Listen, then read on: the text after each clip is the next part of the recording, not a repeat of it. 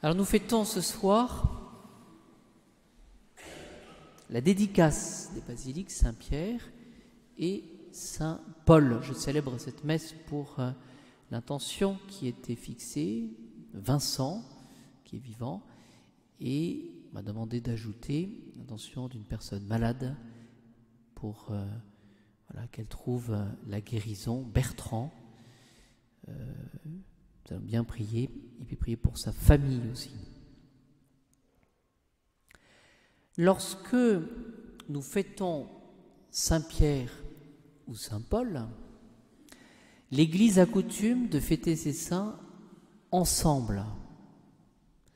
C'est-à-dire que même dans les oraisons, par exemple le jour de la conversion de Saint-Paul, le 25 janvier, eh bien, il y a dans la collecte, dans l'oraison de la messe, une partie de la collecte qui concerne Saint-Paul et Saint-Pierre, une autre qui concerne Saint-Pierre, mais sous une seule et même conclusion. Vous voyez, cela montre que l'Église veut associer toujours, eh bien, c'est comme Saint-Pierre et Saint-Paul le 29 juin. Essayons de bien comprendre que finalement ces vies de Saint-Pierre et de Saint-Paul sont imbriquées entre elles.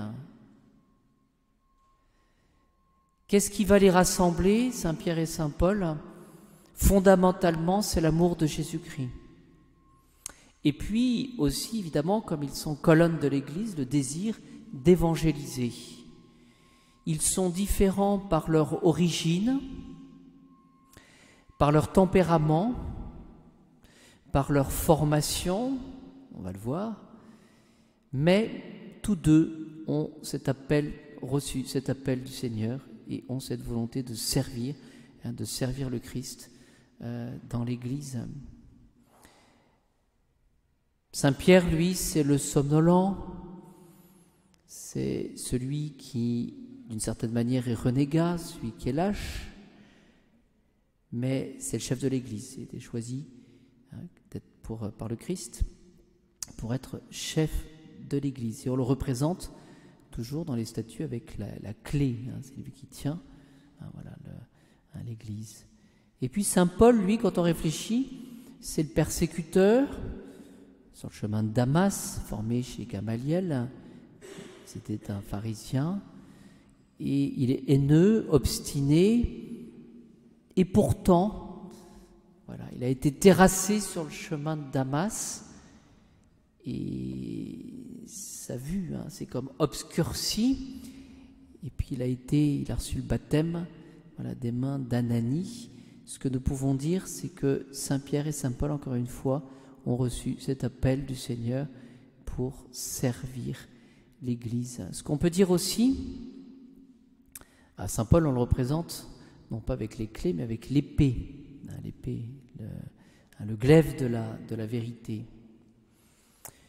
Un des aspects aussi de ce que nous pouvons retenir sur Saint-Pierre et Saint-Paul dans ces vies qui sont imbriquées, c'est que finalement Paul a rejoint Saint-Pierre 3 ans après sa conversion, et il va rendre une visite, mais pendant quelques semaines simplement.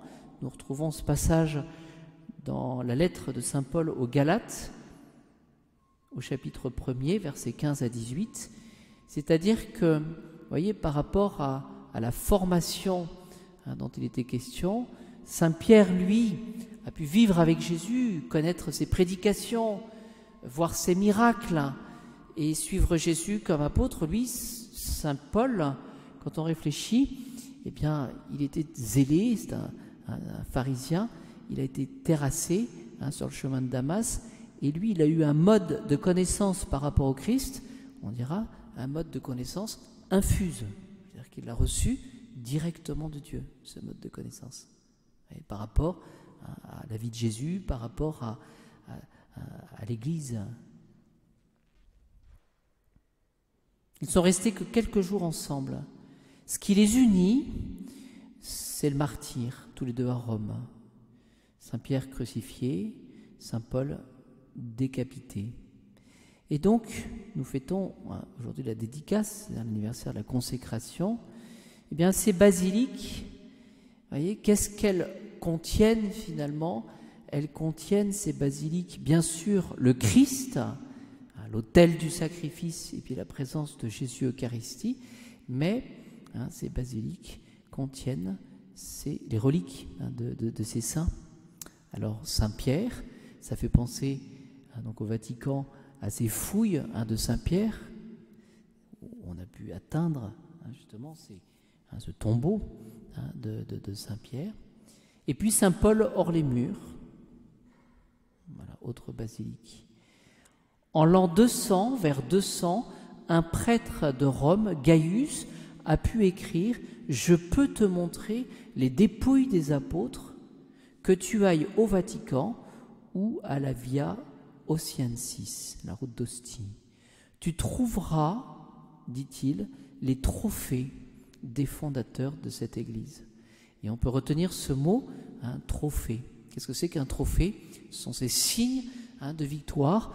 Tous les deux sont morts martyrs, c'est-à-dire qu'ils ont offert ce qu'ils avaient de plus précieux pour leur vie, pour le Christ. Alors ce soir, eh bien, demandons au Seigneur de prier pour le Saint-Père. Et prions pour cette responsabilité écrasante de maintenir tous les catholiques du monde dans la foi. Et prions. Voyez, demandons cette grâce de soutenir. Reprenons tout simplement, en n'inventons rien, il suffit de reprendre les oraisons des prières pour les papes, où ils ont cette charge de garder l'unité de la foi. Voilà. Je pense que d'ici quelque temps, nous aurons à prêcher, plus particulièrement, à rappeler tout simplement les vérités de foi de l'Église, le catéchisme, par rapport à cette réalité de l'Église en tant que telle, institution de l'Église et les principes qui la régissent. En tout cas, ce soir, donc, prions pour Saint-Pierre et Saint-Paul. Prions Saint-Pierre et Saint-Paul, qui sont les fondements de l'Église, qui sont les symboles aussi de son unité, voilà, et aussi qui sont, on le dit toujours, ça, des colonnes de la foi.